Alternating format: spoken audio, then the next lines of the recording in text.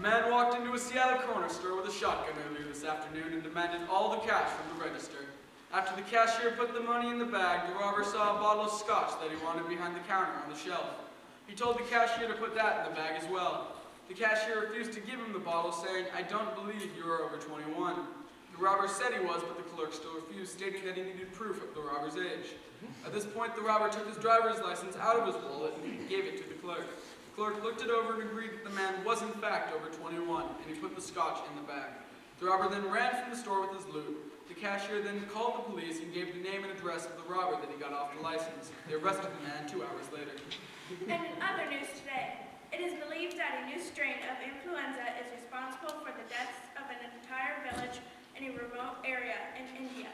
The Center for Disease Control is sending researchers to an area to obtain samples and compile data on the method of transmission. We will bring you more information as it becomes available. That concludes our broadcast this evening. Please join us for KORN News at 10. That was Sunday night, 2 weeks ago. It was just a quick report at the end of the news broadcast. One of those reports that stirs a faint feeling of sympathy in your heart. I remember muttering a compulsory prayer, something along the lines of, "Lord, please be with those poor people in India." But to be honest with you, it was one of those reports that you forget as the evening progresses. It was the furthest thing from my mind when me and my wife woke up on Monday morning. It was just another Monday morning, no different from the countless others. We got our daughter up and I got breakfast ready as James was getting ready for work. I remember I turned on the TV to see what the weather was going to be like. The national news reporters were on instead of the local guys. I knew something had happened. Apparently in the night, the flu outbreak had gotten progressively worse. In our lead story, officials from the Center of Disease Control are at a complete loss as to what disease is responsible for the terrible epidemic sweeping across the Asian continent. The disease, which began in India, has now spread to neighboring countries, with Pakistan, Afghanistan, Iran, and Nepal all reporting widespread infection. The disease, coined by officials as the mystery flu, is spreading so rapidly, treatment protocols are unable to keep up. The primary focus for everyone is containment. Wow, this was getting serious. It was like a plague. Those poor people. I was so glad that me and my family lived where we lived. Diseases spread so quickly throughout the third world countries. I remember thinking that when I got to work, I would check to see if there was a Red Cross fund that I could contribute to or something. I grabbed my daughter's backpack and we flew out the front door, a little late, as usual. Throughout the day, there were more reports. The president of France made an announcement that shocked Europe. He closed their borders. No flights from any countries with confirmed cases of the mystery flu would be allowed to land in France. But then just a few hours later, CNN aired an interview with a sobbing French woman whose husband was lying in a Paris hospital dying from what appeared to be the deadly virus. It was terrible. Reporters all over Europe with the same sad stories. More people infected, more people dying. I was getting more and more anxious. I couldn't wait for James and Kathryn to get home. When I got home, I found my wife, Grace, in the living room in front of the television. She was crying. The anchors were beginning to report on the disease itself. It appeared that once a person became infected, they wouldn't exhibit any symptoms for about a week. You didn't even know you had it. Then, 4 days after that, the most horrific and unbelievable symptoms occurred. Death was unavoidable. I remember thinking, why is this happening? I couldn't handle it anymore. The reports, the interviews with families, the hopeless press conference by health officials. We turned off the television at night and tried to get our minds off of the suffering of all those people and the fear creeping up in our hearts. I barely slept the whole night. Morning came slowly, and once it did, I went into the living room and turned on the news. We now turn to Washington, D.C., where the president is about to address the nation about the mystery flu epidemic. Due to the national security risk, all flights to and from Europe and Asia have been canceled. For those of you who have loved ones living or vacationing overseas, we are deeply sorry. We cannot risk contamination, so they will not be allowed to enter the United States. Until the threat has been eradicated, we join with countries around the world in expression or condolences to the countless families who are mourning the devastating loss of their loved ones. At this point, officials are at a loss as to how to cure this disease. It appears there's nothing we can do but pray. Within 4 days, the nation was plunged into unbelievable fear.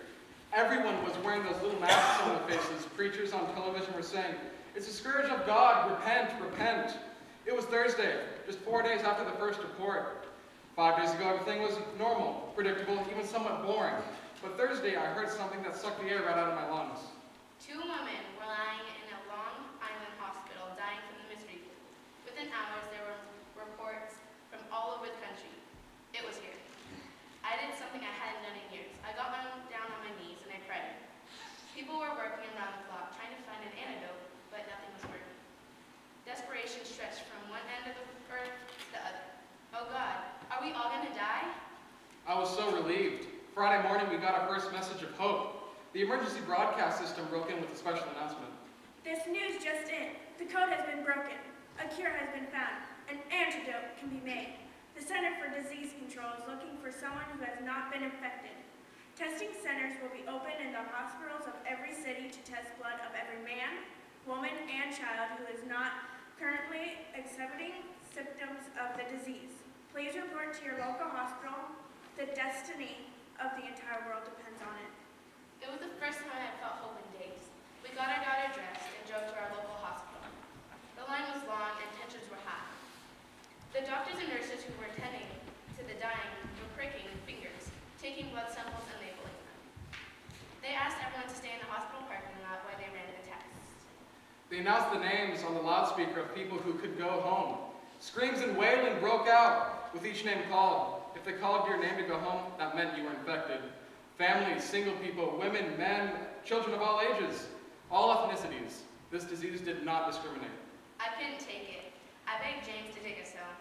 I didn't want to hear his name called. I didn't even want to hear my daughter's name called. I couldn't bear it anymore. But then a man in a white coat came running out of the hospital waving a clipboard. He was screaming at first and no one could understand him. What was he saying? I strained to hear. I wish I hadn't. He was calling a name. My blood froze. Mommy, that's me. Why is that man calling my name? Before I knew it, they had grabbed my daughter. "Stop it," I yelled. "Take your hands off my daughter. Leave her alone." No, sir, you don't understand. It's okay. Your daughter's blood is pure. It's clean. We need to run another test, but we think she might be the only one in the whole world who is not infected. Everything happened so quickly. They took us to the room where they took more of Kathryn's blood. She was scared. She was very brave. 15 minutes in, the doctors and nurses came into the room. They were crying and hugging one another. I hadn't heard anyone laugh in almost a week.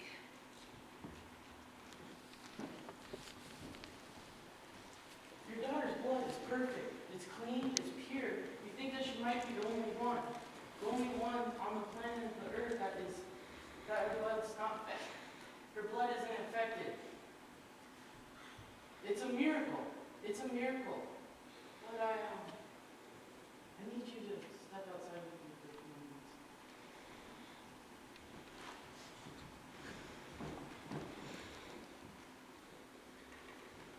I don't know how to tell you this.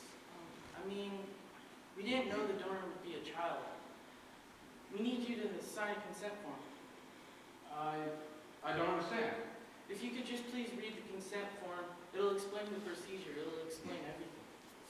This says that you need 8 pints of blood.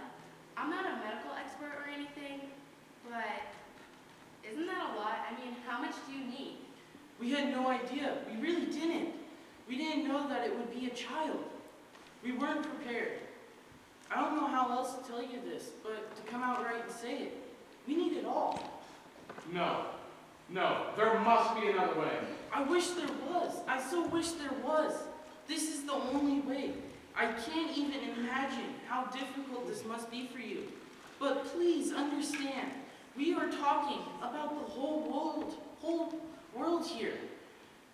I know I have no right to ask you what I am asking, but please sign. We need it all. We need it all. Well, you can give her a transfusion, right? If we had clean blood, we would. But we can't because she's the only one.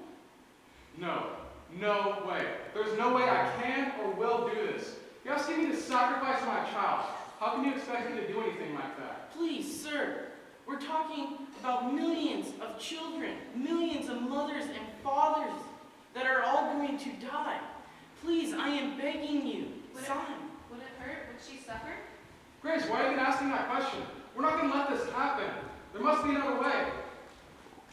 I am afraid that we won't be able to administer anesthesia for the procedure. The presence of anesthesia in her blood would taint the antidote. It would render it useless. I'm so sorry, but the truth is, she will suffer. She will feel it all. I don't want to lie to you. She will feel the blood draining from her body, and one by one her organs will begin to shut down. Her suffering will not last forever. She will not suffer in vain. Her suffering will preserve life. It didn't even seem real. It couldn't be real. We didn't know what to do. Sacrifice our child, our baby. Our job from the moment she was born was to protect her, to take care of her. She was the best thing that ever happened to me. She was a part of me. We didn't know what to do. We cried, we fought, we sat in silence, and then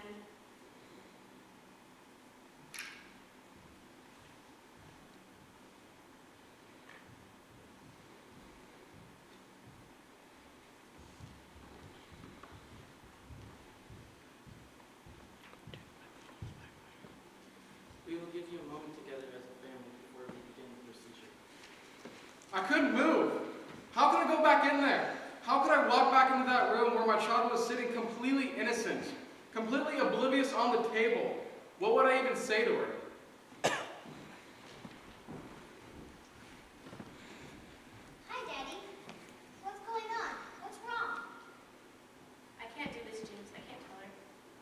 Sweetheart, your mom and I love you so, so much, and we would never let anything happen to you that didn't have to be. Do you understand that? The doctors have found a cure for the disease that is killing everyone. That's good, Daddy. Why do you look sad? That should make you happy. I'm going to try to tell you this as best as I can, Kathryn. Your blood is the cure. Your blood is going to save everyone, Kathryn. Everyone who gets a vaccination made from your blood will be healed. They will not die. I don't like it when they take my blood, but they can take some more if it helps people live. You are so sweet and so brave. In order to save everyone, they should take all of your blood. But if they take all my blood, I won't be alive anymore. That's true, honey. We don't want to lose you. We don't want to say goodbye to you.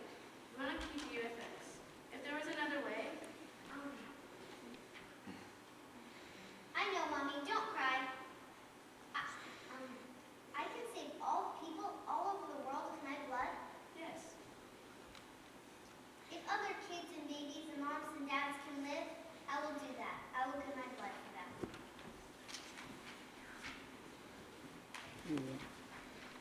I held on to her as tight as I could. I told her over and over and over again how much I loved her and how much I was so sorry. I wanted to take her place. How could this be happening? Why my child? Oh God, why couldn't it have been me? The doctors came back into the room. No, too soon. Not yet. Please, I need more time. But people were dying. All around the world, people were dying. Every moment that passed, more people were dying. I'm so sorry, but we need its time. We need to begin the procedure, and we can't have you in here. You need to sleep. Dad! Mom! Dad! Where are you going? Mom! Dad! Why did you leave me? My child was gone, sacrificed for a world full of people who never even knew she existed. I never experienced a pain like this before.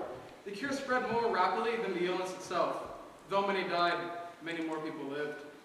2 weeks to the day that the first cases were reported, the world held a memorial service to honor Kathryn. Kathryn was amazing, kind, grateful, honest, joyful, innocent. There were many people in attendance at the memorial. But as I looked around, I noticed that some of them were sleeping through the service. Some of them were checking their watch, shifting impatiently in chairs. Some of them were having conversations about what they were going to do after the service. But at least they were there. So many people who said they weren't going to come, that were going to come, didn't even show up. On the way home, we stopped at a stoplight, and I saw a young woman on the street prostituting herself. A block later, another stop, I watched 2 men make an exchange. A big fat roll of money for a brown paper bag. I lost it. My child died. My child died. For you. Don't you care? Have you forgotten? You're living your life like it never even happened. Like she was never even there. You had a death sentence imposed upon you. Death was coming for you. There was no hope for you. Your life cost her everything. She gave it all. She gave it freely. She suffered so you could live.